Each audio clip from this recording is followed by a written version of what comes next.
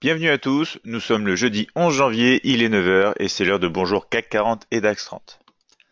Je vous invite tout d'abord à consulter rapidement les avertissements liés au risque. Si vous avez des questions au cours de cette analyse, n'hésitez pas à les poser dans le chat, j'y répondrai bien évidemment à la fin de cette analyse. Alors quelles sont les nouvelles économiques attendues pour aujourd'hui?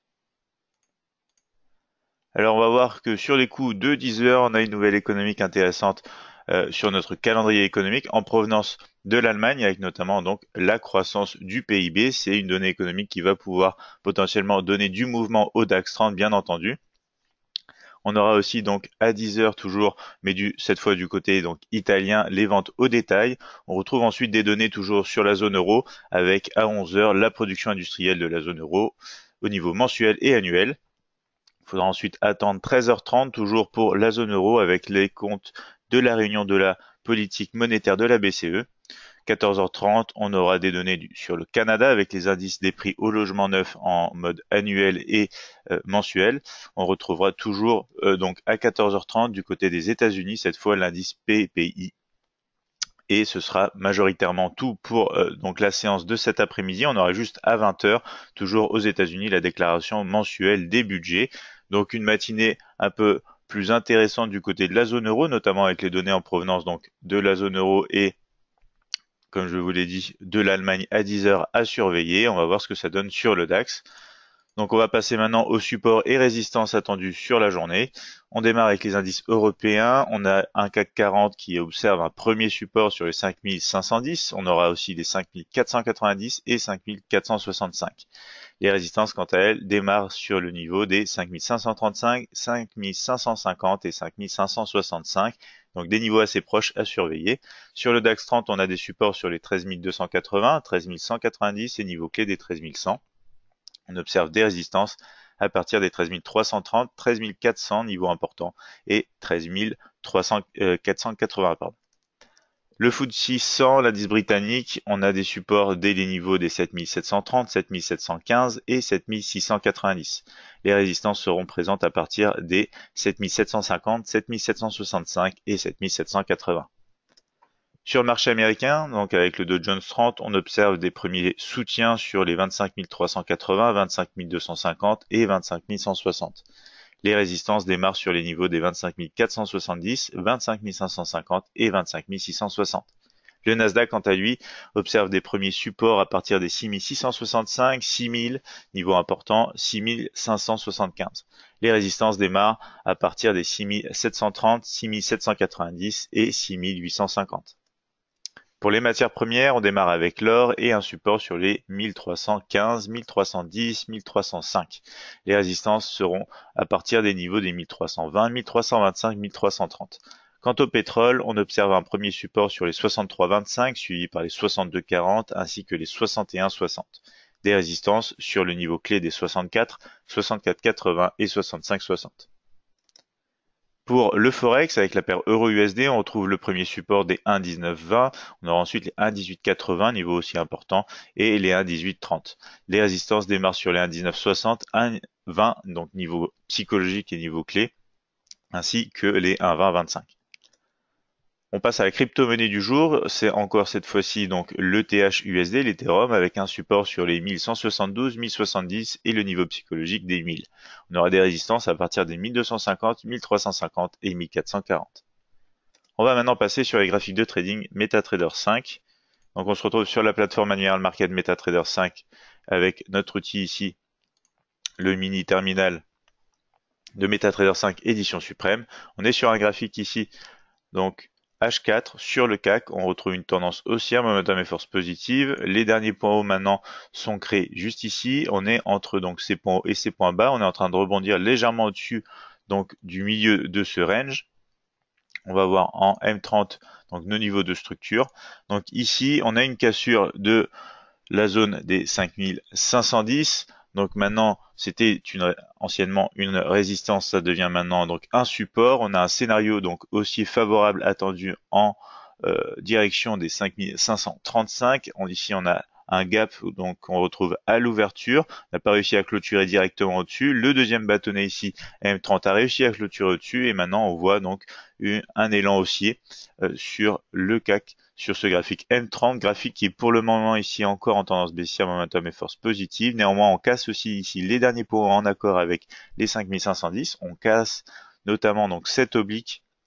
On a plusieurs donc indices qui nous permettent de penser qu'on peut avoir un mouvement aussi en direction de la prochaine résistance sur le CAC. Vous voyez bien que les moyennes mobiles ici sont donc confondues, elles sont prêtes à se retourner aussi à la hausse. On va passer en M5 pour plus de détails. On retrouve ici donc le range du matin. On a cassé ici le dernier point haut. Pour l'instant, on corrige. Il faut vérifier que les 5510 soutiennent bien donc le CAC au cours de la matinée pour que notre scénario en direction des 5535 donc se réalise. Si jamais on repasse en dessous, on casse notamment les derniers points bas sur ce graphique M5 et du coup sur le M30 on réintégrerait donc le range des derniers points hauts et des derniers points bas. On pourrait jouer un scénario qui est un peu moins donc safe, j'ai envie de dire, un peu moins sympathique à faire en direction donc du support des 5490. Rappelez-vous que la tendance de fond ici est quand même haussière. Donc on va voir ce qu'on peut faire autour des 5510. Scénario favori quand même à la hausse, direction les derniers points hauts ici créés sur les 5535. À voir. Si on repasse sous les 5510, le problème c'est qu'on aurait un trading de range jusqu'à cette zone comme vous retrouvez donc sur la séance précédente. On a eu pas mal donc de rebonds entre ces deux niveaux, niveau des 5510 et 5490. Donc ça serait potentiellement un trading en range. C'est pour ça que notre scénario favori est quand même à la hausse au-dessus des 5510 pour des mouvements directionnels sur les prochaines résistances. Après les 5535, ce serait les 5550. On passe maintenant au DAX. Ici, on a réintégré donc le large range journalier, toujours dans le cadre d'une tendance haussière, momentum positif et force négative. Les derniers points hauts maintenant ont été aussi réintégrés puisqu'ils étaient en accord avec la bande haute de ce range. Sur un graphique horaire, voici ce que ça donne.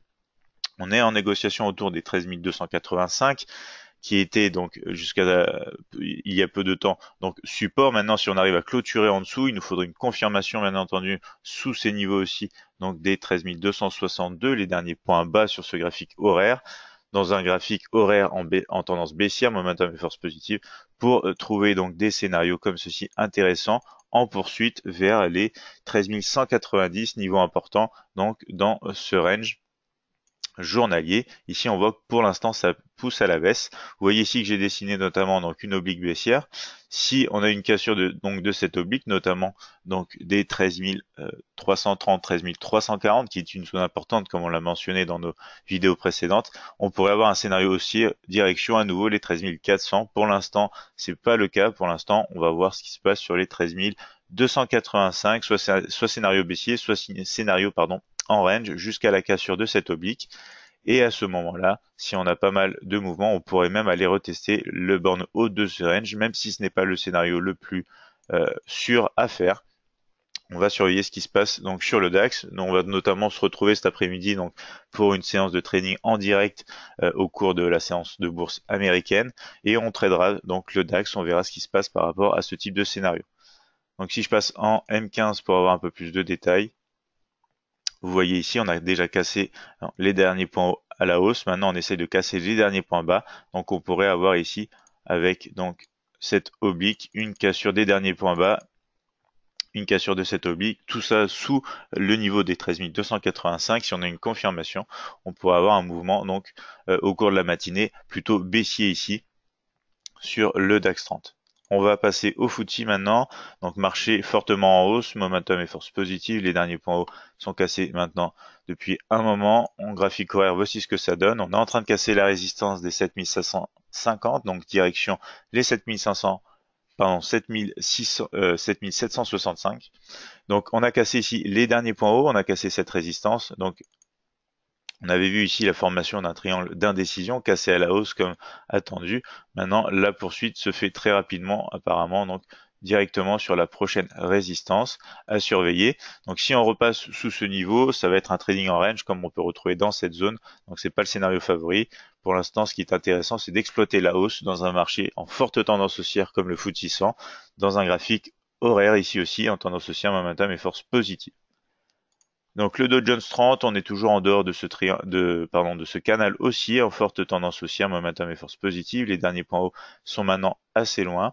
Graphique horaire, voici ce que ça donne. On est retenu pour l'instant par les derniers points hauts au-dessus du support des 25 380, toujours dans le cadre d'un graphique haussier, momentum positif et force négative.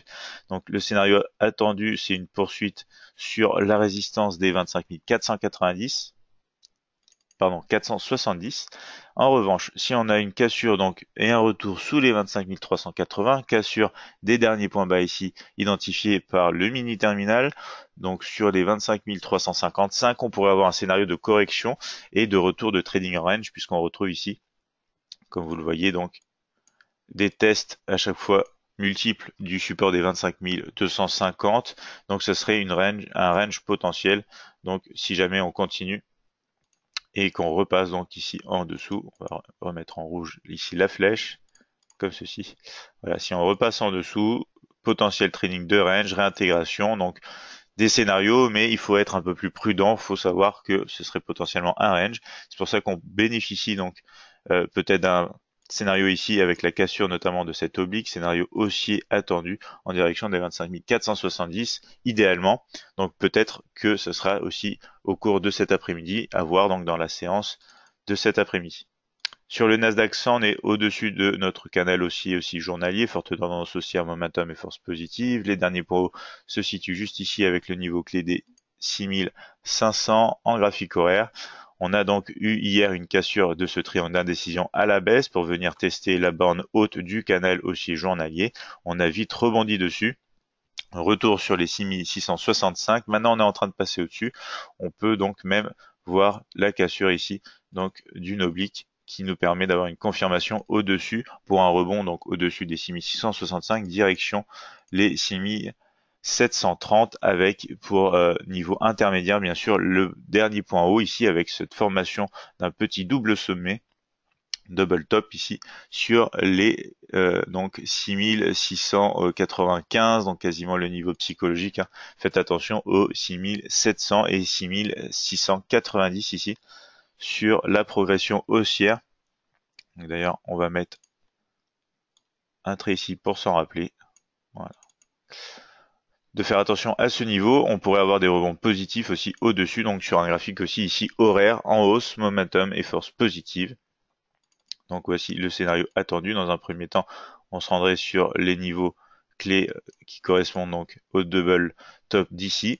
Niveau donc baissier uniquement sous les derniers points bas. Faites attention parce qu'on a quand même ici potentiel support avec la bande haute, donc véritablement intéressant uniquement si on est en dessous pour plus de sûreté ici. Donc sur ces scénarios, sur le Nasdaq 100, scénario quand même favori dans un fort marché haussier, scénario haussier comme vous l'avez vu.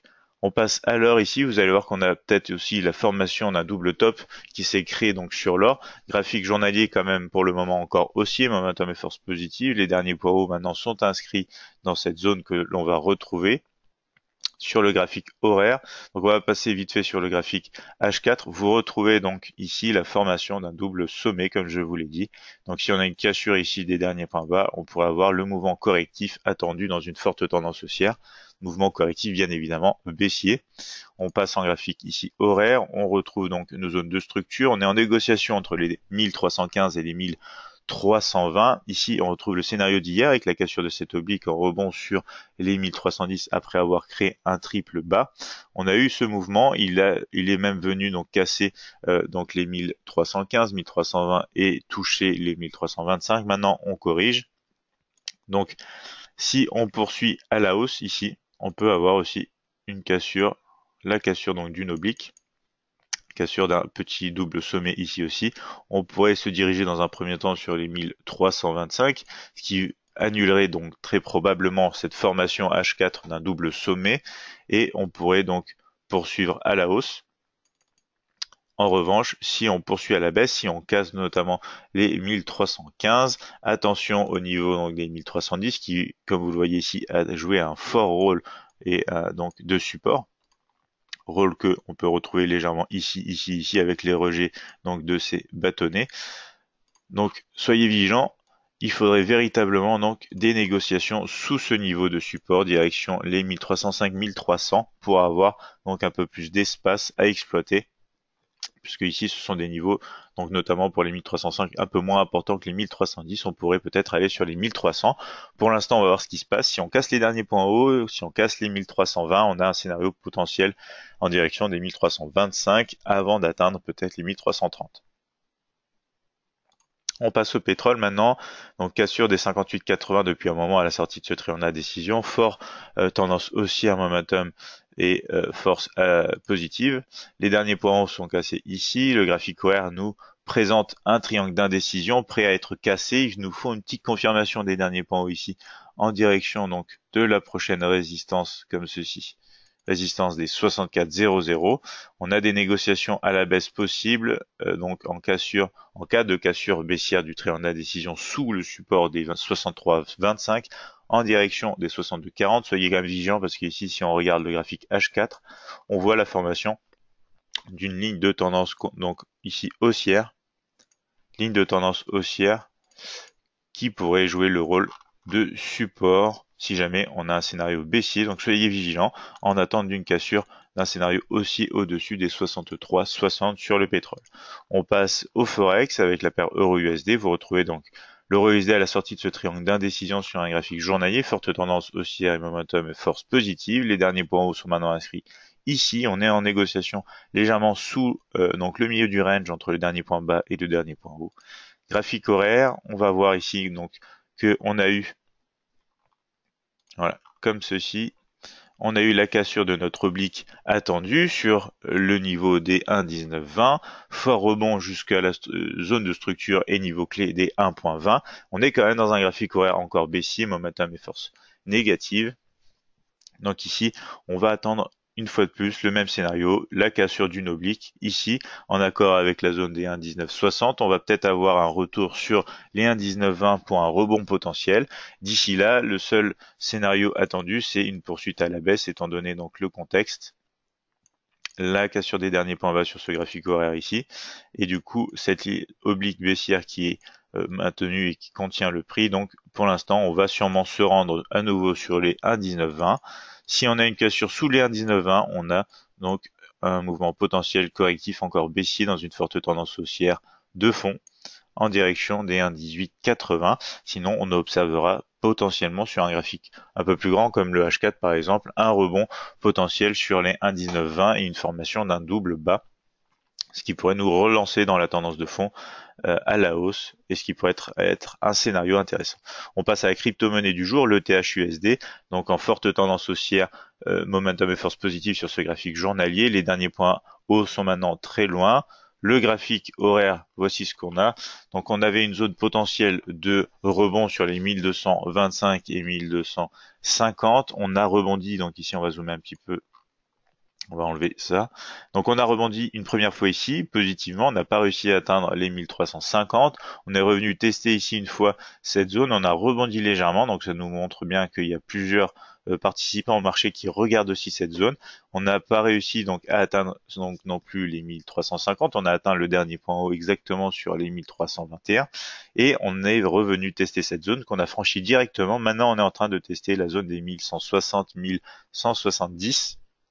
Pour l'instant, le rebond est positif. Faites attention, donc maintenant les 1250 deviennent quand même résistance. On va voir ce qui se passe donc dans cette zone. Soit on va avoir un trading de range donc pendant un petit temps ici, comme ceci, donc entre ces deux zones, et on pourrait potentiellement, après avoir peut-être testé donc cette ligne de tendance haussière, avoir finalement un rebond positif, se retourner sur les 1350 et donc poursuivre à la hausse donc sur les 1440 dans un premier temps, 1525. Donc voici ce qui risque d'arriver sur le THUSD, sur l'Ethereum, cette crypto-monnaie, donc qui est potentiellement maintenant en zone de consolidation, mais qui a toujours un profil donc fortement haussier du moment qu'on passe donc en rebond sur ces zones et notamment sur cette ligne de tendance haussière. Je souligne que le graphique horaire pour l'instant est baissier, momentum à la baisse, aussi négatif et force positive.